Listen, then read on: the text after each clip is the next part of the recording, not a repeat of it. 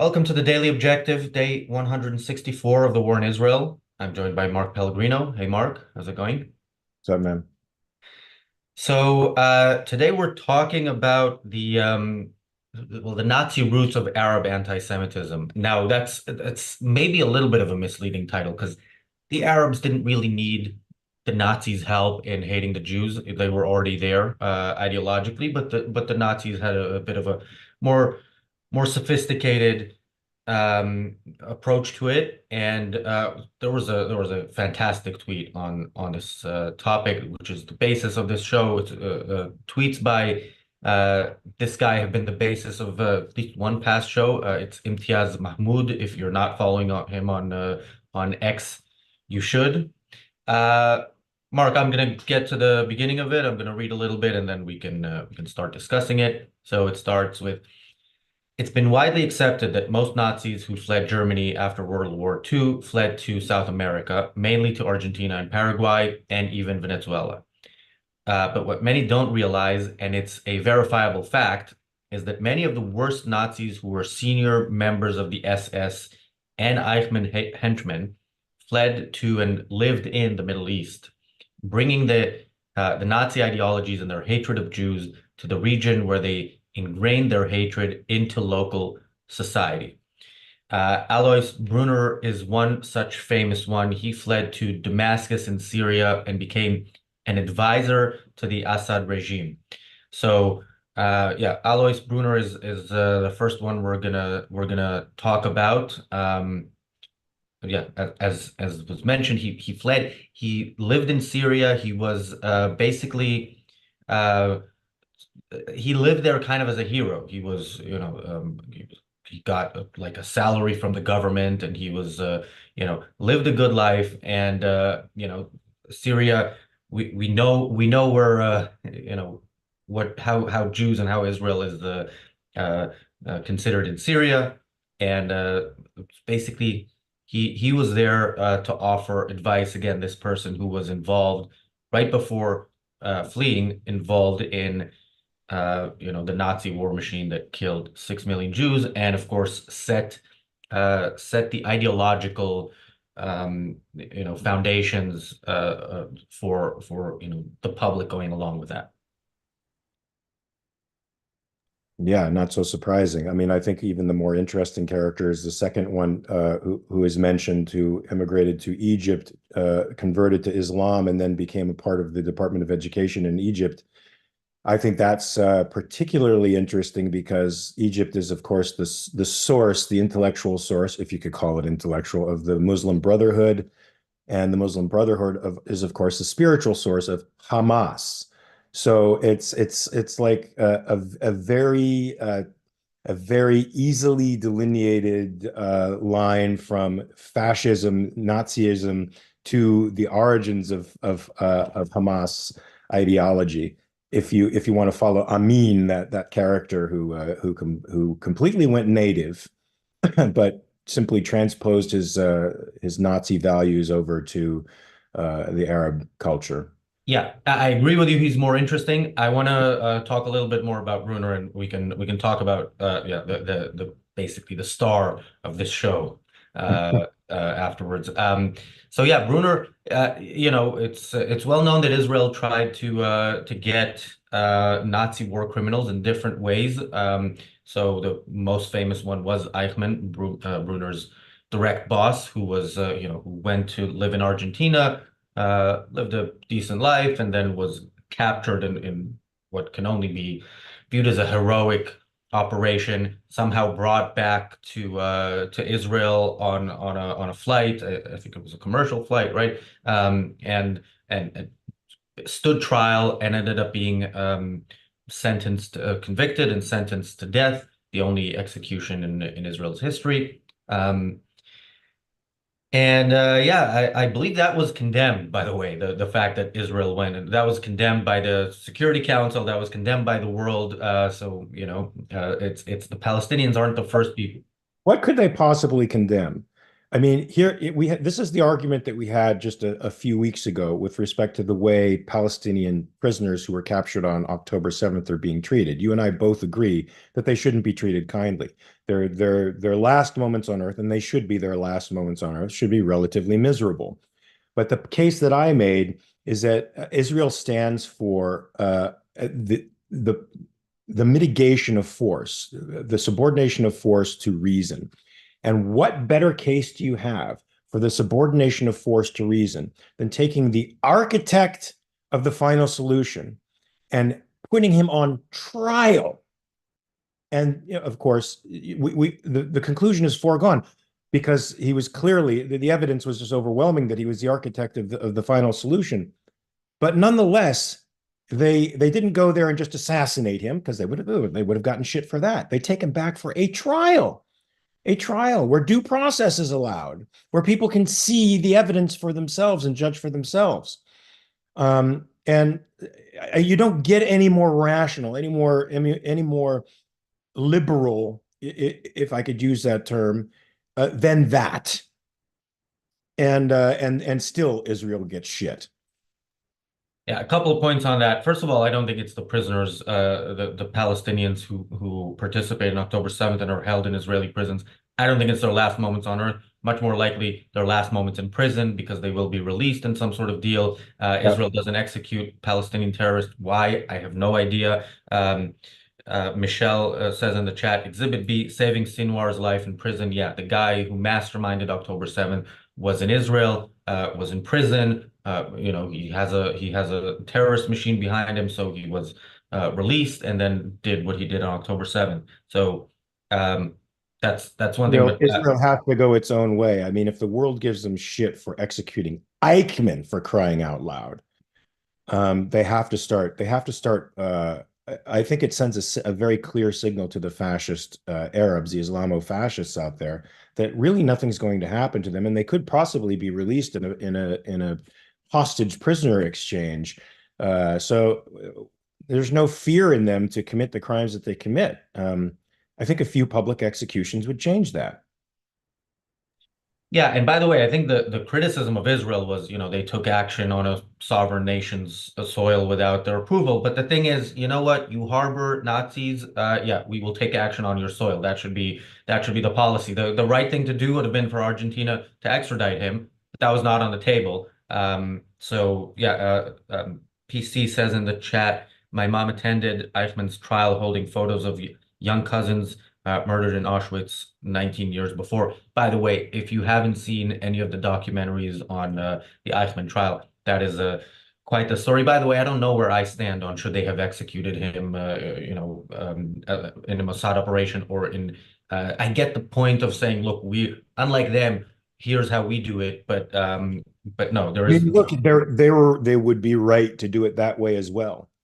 The trial is a formality because the evidence is so overwhelming. It's like the kid caught with his hand in the cookie jar. He's a criminal. He's on every document in town, signing off on the murder of Jews. So there's no question that he was a war criminal, a mass murdering war criminal. So assassination is justified. Certainly going into a sovereign state and getting this guy because the sovereign state refuses to cooperate and they harbor a mass murdering genocidal maniac, that's justified as well. People don't get that, and we as objectivists make this clear. We make very clear distinctions on what gives a state legitimacy and what doesn't, and that legitimacy travels all the way down the line to everything that they do. And tyrannical states aren't legitimate. You can't, and everything they do, therefore, that comes out of that tyranny and attempt to maintain that tyranny is illegitimate. Yeah, justice in general, requires judgment, whether it's on the national level, on the personal level. You are not just to a murderer if you let him get away with it, and you should be judged if that is your policy. But anyway, Eichmann's right-hand man Brunner was a bit wiser than him in where to flee to because in Syria, Israel couldn't just show up and take the guy. So.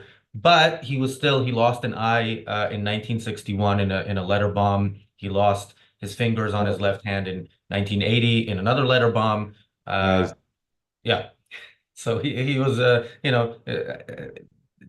Israel or whoever did that didn't manage to assassinate him, but they caused him, his life to be a little less comfortable. Of course, the Ba'ath Party, the ruling party in Syria, uh, countered that by helping him and giving him the kind of support that the Palestinians now give with our tax money to anybody who does what Brunner did, which is try to murder as many Jews as possible.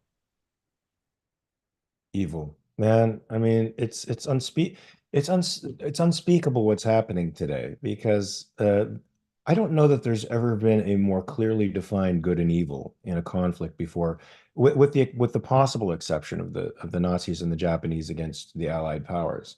This is so utterly clear, and yet we have a couple of generations of young people who have been educated in neo-Marxist conflict narratives and anti-colonial indoctrination, and so now they're coming out on the side of the enemy, the obvious enemy.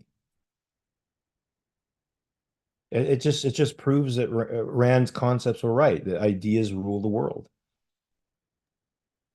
Yeah. And ideas and then those ideas have to be disseminated somehow. And the Nazi propaganda machine was a very it was a very strong propaganda machine. They put a lot of effort into it, and that goes into the next part of the tweet. So the tweet continues. Another I've mentioned before was Johannes von Leers, a close aide to Goebbels, that is the propaganda minister in Nazi Germany, who initially fled to Brazil before moving to Egypt. In Egypt, he changed his name to Omar Amin, converted to Islam, and became Minister of Education, where he created the curriculum for all schools, teaching kids about the evil Jews and Zionists, indoctrinating generations of hatred during the Sadat era. Um, this guy, had a clear career, like somebody who was head of marketing at Pepsi one day and then head of marketing at Coca-Cola the next. This guy was head of explaining to people why the Jews should be exterminated in Germany, and then became that in Egypt. I mean, that's a pretty amazing story considering that, you know, yeah, this is a country that has a border with Israel, and he was basically right there, continuing his work. Yeah, and it can't be underestimated how insidious this guy's influence was, because as I said earlier in the show, Egypt was the font of the Muslim Brotherhood, which was a fanatical attempt to assert Islamic dominance all over the world and caliphates all over the world. I forget who the actual founder of that organization was. He was some loony, wasn't he a loony physician? He was a doctor, but he was absolutely out of his mind. And that has morphed into Hamas, the statist, fascist, Islamicist movement that is now dominating the culture of Palestine.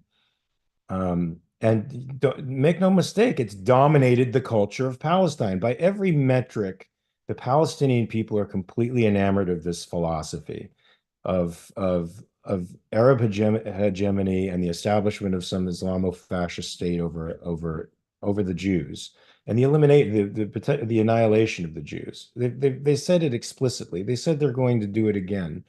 And there's no resistance movement. So, and by every poll and every man in the street interview, it suggests that the Palestinian people are wholly behind this insanity. So this is a war of cultures, man. This is a war between a medieval culture and a modern democratic state. And the two cannot coexist with each other. It's a lie to say that they can. The two-state solution is a lie. There's no possible way these two people, or any body of people who represents liberalism, can coexist with any body of people that represents medievalism and violence. There's just no way that they can coexist. Yeah. Thank you, Bonnie, for the super chat. PC. I'm going to read this just because I have a story to go along with this. He says, some myths claim Hitler escaped. I do not buy that. I think he died in the bunker. I remember just got to be over 20 years ago, sitting in a pub in Israel, and somebody who had maybe a few too many was telling me the story of how Hitler escaped, converted to Judaism, moved to Rishon LeZion, which is Israel's now fourth biggest city, I believe. Yeah, I'm not buying that, but it's There, always there, entertaining. I could be wrong, but there was sort of some compelling evidence that he escaped via a submarine and made his way to Argentina. And there are some pictures that look interesting. Let's just put it that way of a man who appears to be like looking like Hitler in the 50s and 60s, and that he died more or less peacefully there. Did they save any of the remains from that bunker in Berlin? Can they be genetically tested? That would definitely put the nail in the coffin of any conspiracy theories, because that particular one that he makes it all the way to Argentina it's a little compelling. I don't And know. I'm Nothing puts the nail in any coffin of any conspiracy theory. They never die. They know they change their form. And if you had compelling evidence, somebody will say the evidence was doctored. That's the point with conspiracy theories. You have questions about something, and you come up with the answers without any actual evidence. That's conspiracy theories are a sort of a faith-based approach to knowledge about what happens in the world. Um, but That's certainly true for many people, but I think there are some who can be convinced that the conspiracy is false if you show them the evidence. Like I know some people who thought that the Bush administration brought down, in collusion, of course, with Israel, brought down the World Trade Center. But then there was an article in Popular Mechanics that disproved every single point the conspiracy theory was based on, and they ended up changing their minds. So it's possible to turn some around. Well, 9/11 conspiracy theories are still abound. Like but anyway. I just saw one recently, actually, on Twitter. Somebody was trying to tell me that the Jews, the Mossad, were behind the attacks on the buildings. It was a demolition, Um, which is logistically impossible. Just FYI, but it's you're right. They don't. uh, Daniel's joke is not going to be read on this show because I know the person who wrote that song wouldn't want it mentioned. But anyway, so another point here, a Hamilton script mentions Mein Kampf is distributed by Al-Sharuk, a Ramallah-based book distributor to East Jerusalem and territories controlled by the Palestinian Authority, sixth on the Palestinian bestseller list. Yeah, Mein Kampf is super popular, and this reminds me of a point I made a few weeks ago when we talked about the election of George Galloway for Parliament in the UK, and there was a tweet by Nick Griffin, who used to be the head of the British National Party, a party that was for white people only until a court of law forced them to accept non-whites. And Nick Griffin was endorsing this, this. I think he now self-identifies as a Muslim, and yeah, and I said at the time there is no disagreements that people will not overcome because of their common hatred of Jews. Anti-Semitism really unites such people, and we see this with this Nazi. Nazis said that the purity of the Aryan race is what they're fighting for. Egyptians are not pure Aryans. Let's put it that way. But that doesn't matter because they hate Jews. They were open to hearing more about why they should hate the Jews, and yeah, that uh, anti-Semitism conquers all. Yeah, indeed, it does. We're living in absurd times. And I think every generation finds a reason to say that. But I'm hard pressed, being a bit of an amateur historian, to find times as stupid as these. Yeah, In and America, seeing the massive outburst of anti-Semitism in America, when and America was known and prided itself on not only being a safe haven for immigrants, but particularly Jews. So it's super disturbing to see this insanity now.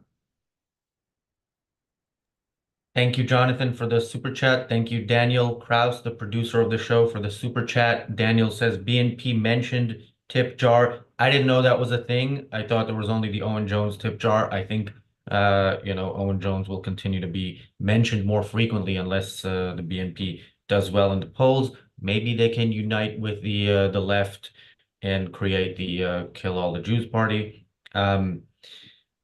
Cargo Crew says the Quran is considerably more anti-Semitic. By the way, I don't know if I necessarily agree with that, but it does have its fair share of reasons to hate the Jews. But it's not either or. You can if you really if you're a part of this movement of wanting what the Nazis and what the majority of Arabs want, then you can have both the Quran and Mein Kampf. And by the way, I don't know how many of these people actually read, but they embrace the ideas because that's how Well, that's how ideas work. they have it in their bookshelves, so at their cocktail parties, they can show it off. Well, But I'm talking about the Arab population in the Middle East by and large. I don't know if they definitely don't have cocktail parties. I know they don't drink, but maybe they do. Maybe they're that hypocritical. Thank you, Catherine, also for the super chat. Should we read I think we had the kind of the main part of the tweet, but I think we should just so people know what the rest of the tweet is, and of course, follow Imtiaz Mahmoud on X. He has these great tweets from time to time, and some very good ones on other days. So it continues. In fact, thousands of Nazis relocated to the Middle East, mostly in Egypt, Lebanon, Syria, Jordan, and even the British Mandate of Palestine, where they worked with the local Arabs to kill the Jews in the region. Many Nazis were advisors to the Arab countries who waged war against fledgling Israel in 1948. So when you hear Israelis calling Hamas and other terrorists in the region Nazis, it's because they actually are. The Nazis who fled to the Middle East were welcomed as the Arabs had already established strong relations during the Hitler regime, and they shared the common goal of exterminating all the Jews. One last interesting little tidbit. Dozens of senior Nazis who fled Germany had their names changed by various governments sympathetic to them and ended up joining a new organization shortly after the war. That organization was the United Nations. Interesting how things begin to fall into place when you actually understand and research history. Mark, thoughts on the rest of the I tweet? mean, yeah, no wonder the United Nations is so corrupt. Yeah, as he says, it all comes together. Once you start to see that there was a group of people that now dominate these institutions, especially one like the UN, charged uh, with highlighting and or attempting to put down uh, anti-democratic sentiment anywhere or violence in the world, and you see them disproportionately pointing out Israel's sins, quote unquote, or manufacturing them out of whole cloth, and writing resolution after resolution after resolution condemning Israel, while the murderers on the Human Rights Council get away with everything. You have to know that something really awful is afoot. And well, it makes sense. They changed their names. They infiltrated these organizations, and they more or less solidified an ideological foundation for these institutions. It makes sense. That's why they're so anti-Semitic.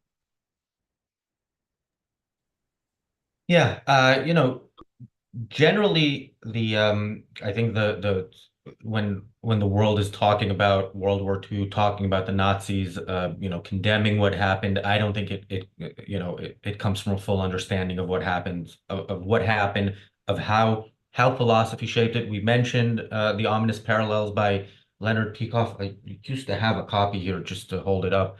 Might be somewhere behind me, but anyway, you should read that book. That book uh, explained the philosophical foundations that led to Nazi Germany and how similar ideas are alive and well in the United States. And this is when in the decade or so when before the book was published, which was 1982.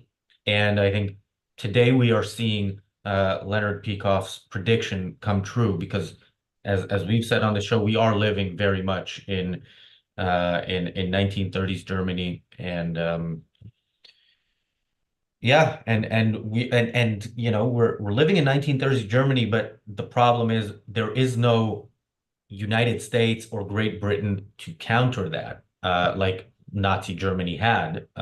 You know, we're looking at the Arab world as allies, as you know, people who want peace, but Israel has settlements and on occupation and whatever other stuff they say about Israel. So. Yeah, we live in scary times, and I think learning history is an important part of preventing what I think is very much coming from coming. And yeah, we hopefully we're doing our bit here on the channel, but it you know it's a very long journey, Mark. I feel like the objectivists are like Cassandra. Wasn't Cassandra that person in early Greek history who was a prophetess whose prophecies always came true, but she was cursed because nobody believed her.